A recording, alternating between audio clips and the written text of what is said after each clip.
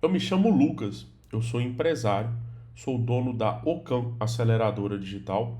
Tenho também uma empresa de assessoria de arrematação de imóveis para leilão, mas o meu objetivo aqui é falar com vocês sobre o mercado digital. Sem mágica, sem conversinha fiada e ficando até o final desse vídeo, eu tenho certeza que você vai conseguir entender quais as perguntas que você tem que fazer para melhorar o seu resultado no digital, sem magiquinha, sem guru, sem coach. Aqui não é o lugar certo para quem gosta muito de coach, não. Aqui as coisas são muito realistas, são bem voltadas aí para o mundo real. Beleza, pessoal? Então, sem enrolação, vamos direto ali para a nossa tela para vocês entenderem um projeto com lucro no digital em 2026, sendo realista, tá? Só para fazer uma breve contextualização, né? Eu trabalho em alguns projetos, tá? Então eu faço essa parte como se fosse um CMO as a Service, ou seja, eu atuo como CMO ali na minha agência. Então a gente não tem tantos clientes, mas a gente tem alguns clientes onde a gente faz todo esse acompanhamento. E, cara, eu atendo de empresa de negócio local menor, mas o meu foco é mais infoprodutor. Foi onde eu consegui os melhores resultados. E eu sempre consegui resultados sem essas loucuras que esses gurus aí ensinam no digital. Com marketing muito mais realista, eu sempre falei que uma hora essa onda ia passar, ia sobrar quem realmente pensa em diferencial competitivo, quem pensa em negócio de fato, quem pensa em construir de fato uma marca forte e entregar coisa, não é só ficar fazendo promessa à torta direita, enfim. E parece que esse momento já vem um tempo aí, ele chegou, tá certo? Então, o que, que acontece sendo realista em 2026? A maioria dos projetos, depois de pagar o tráfego e a equipe, sobrou quase nada. Isso se não ficou no prejuízo, né, pessoal? A gente está vendo alguns gurus aí desmontando a operação, enfim, falam que é o chamado, que não sei o que, conversa fiada, né? Aqui não é, de novo, aqui não é o assunto para esse soft, para ficar maciando carne de ninguém, tá? Eles pararam porque parou de dar lucro, eles inflaram a equipe, colocaram 1 milhão de pessoas lá dentro, fazem 1 milhão de funil, gastam milhões de tráfego e no final não volta nada, tá? Então é melhor deixar o dinheiro parado, que eles já ganharam sim um dia, em outro estágio de mercado. É melhor deixar dinheiro rendendo ali. Hoje a Selic está quase 15%, tá? E hoje é muito comum você ter dois caminhos. Ou você tem a equipe cara, né? E aí a solução, gente, ela é tão simples quanto isso. Eu corto quem não traz retorno. Então aqui eu coloquei até pratique o anti-marketing de guru. Aquelas salas gigantes, equipes infladas, tudo isso. Isso só traz custo desnecessário, tá? Claro, se você olhar colaborador a colaborador, você consegue reparar que uma empresa ela está crescendo saudavelmente. Agora, quando você vê os caras aumentando muito de uma vez, é só epifania e o digital tem muito dessas coisas. Eu já trabalhei em alguns projetos assim, tá? Tem que trazer todo mundo para todas as áreas, né, baseado numa expectativa, porque isso, porque aquilo, mas eu fiz, e é bom até fazer esse disclaimer, eu venho do marketing que precisa gerar resultado. Toda vez que eu fui para a área de marketing, na verdade, quando eu fui para a área de marketing a primeira vez, eu fui com a missão de gerar resultado sem formação específica na área. E eu fui me formando enquanto eu era obrigado a gerar resultado. Então, muito, desde sempre, eu atuei como empresário nessa área. Eu não atuei como um CLT, nada contra. Mas o que eu estou querendo dizer aqui é, eu sempre tive que gerar resultado. E uma curiosidade sobre mim é, eu até fiz estágio remunerado, mas eu nunca assinei carteira. Eu sempre fui empresário. Então, o meu marketing, ele é completamente voltado para a geração de resultado, tá?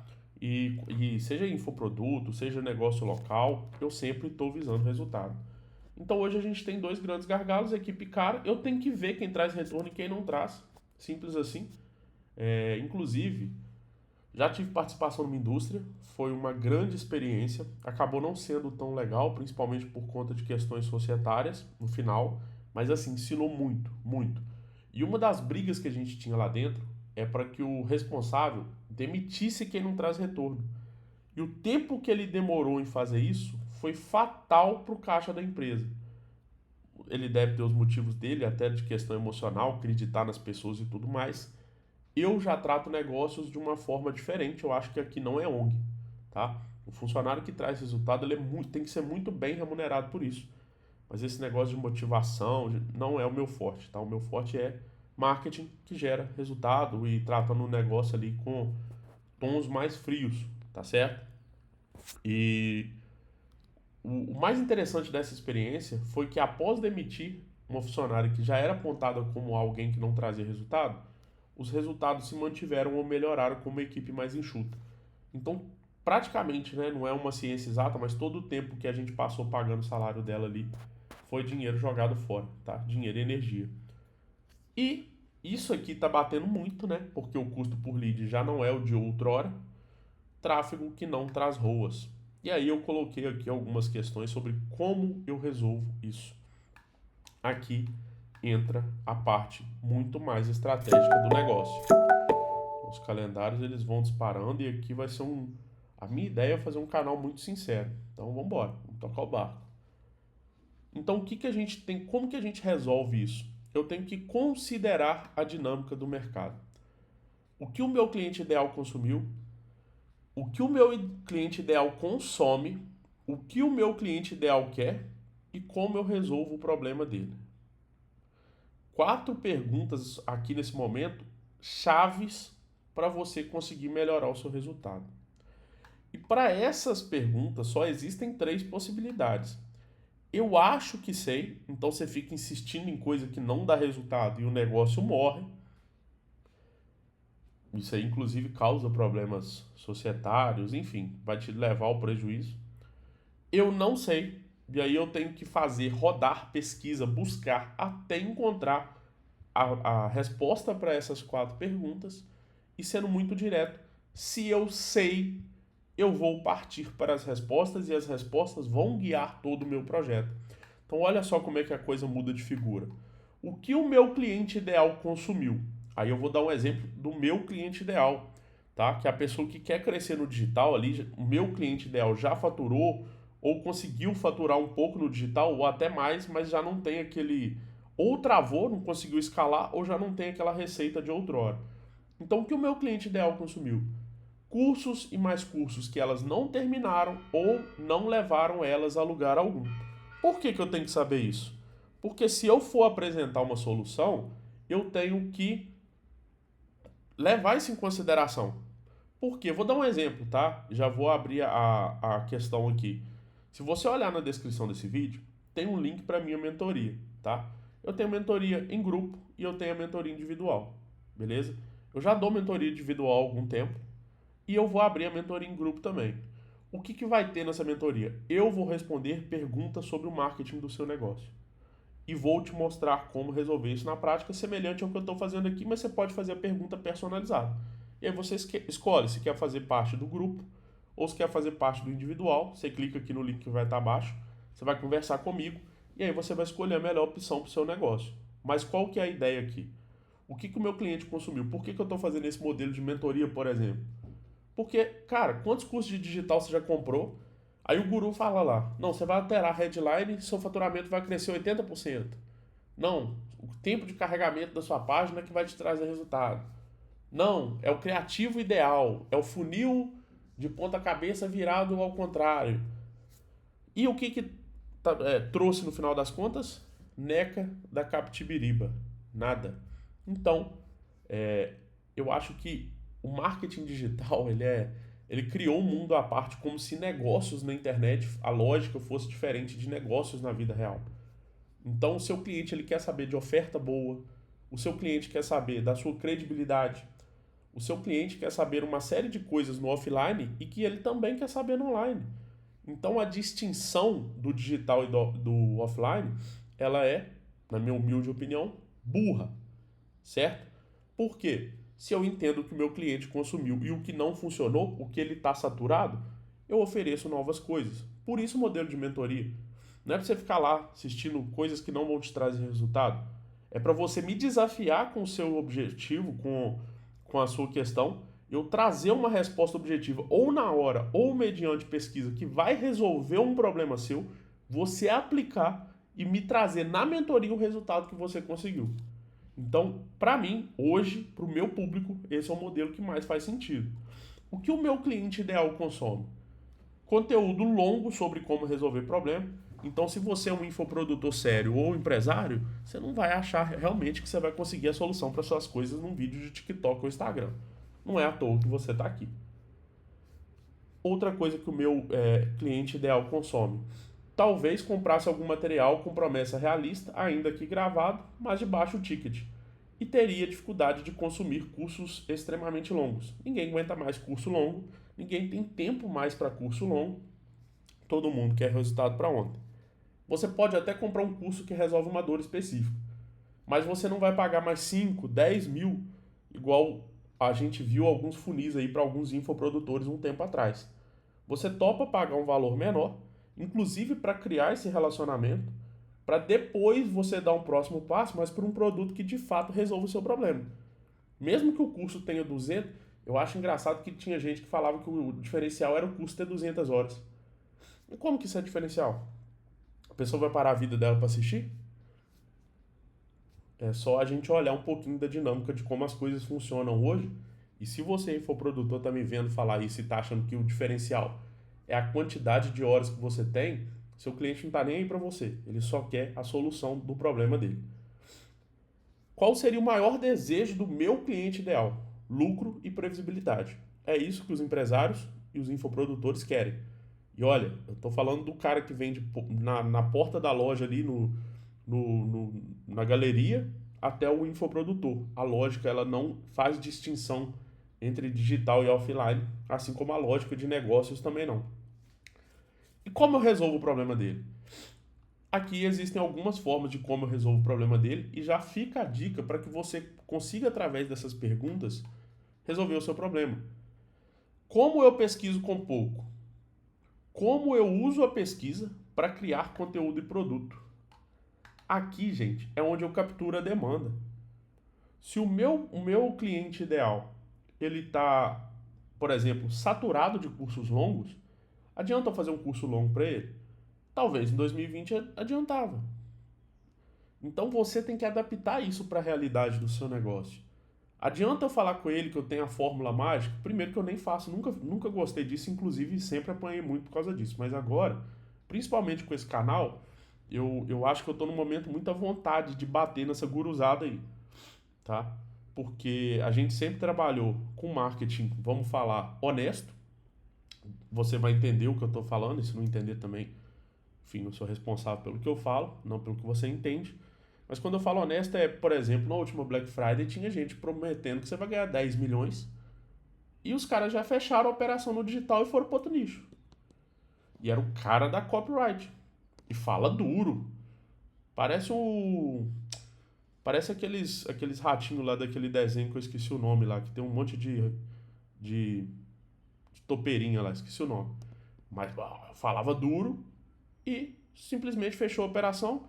Quem comprou a promessa comprou, era a raspa do tacho, né? Black Friday. Hoje a gente tá vendo aí nicho financeiro. Eu tô gravando esse vídeo dia 25 de maio, já tem gente juntando já para raspar o tacho. É porque eles são bonzinhos sim. Acredita, tá? Confia.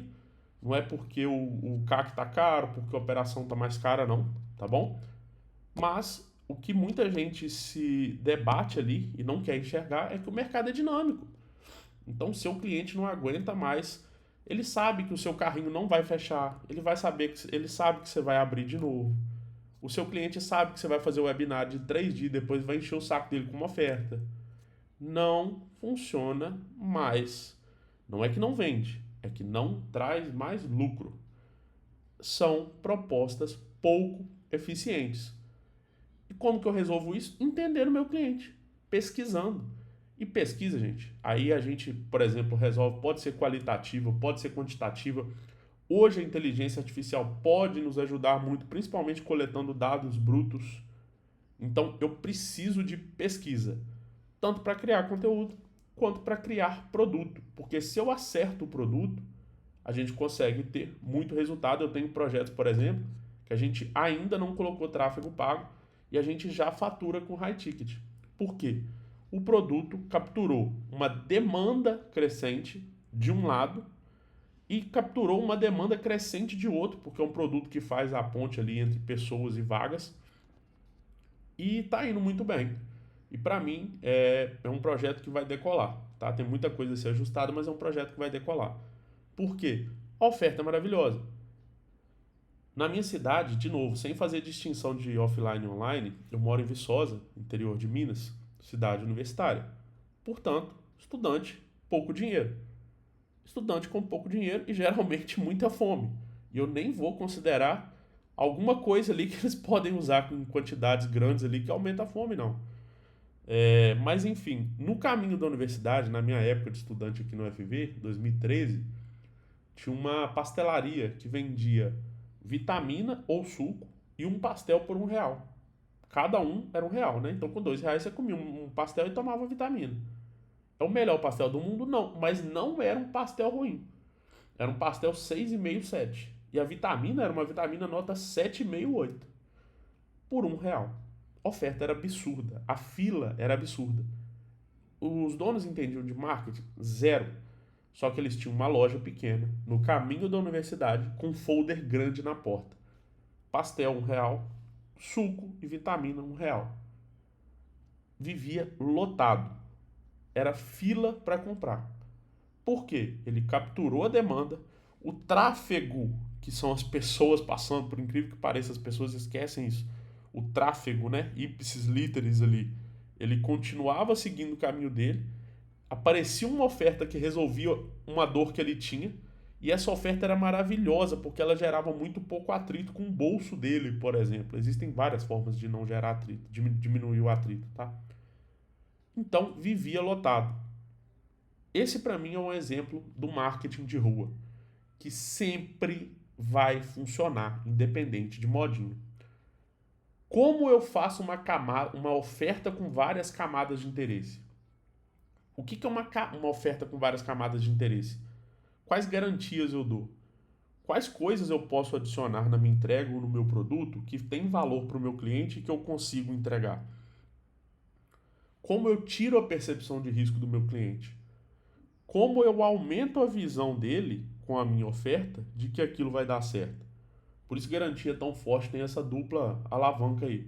Além dela diminuir o atrito e a percepção de risco, dependendo de quão forte a garantia for, a gente fala assim, pô, se ele está me garantindo, a chance de eu alcançar é maior. Um exemplo aqui, mas as camadas, e isso vai dar um vídeo aí no futuro, só sobre engenharia de oferta, mas as camadas com que nós adicionamos elementos de interesse na oferta, isso faz toda a diferença no resultado final. Toda a diferença. Talvez seja até o 80-20, tá? É polêmico, mas talvez seja o 80-20. Como eu meço o impacto do meu funil ao longo do tempo? Buscar perenidade. Como assim, como eu meço o impacto do meu funil ao longo do tempo?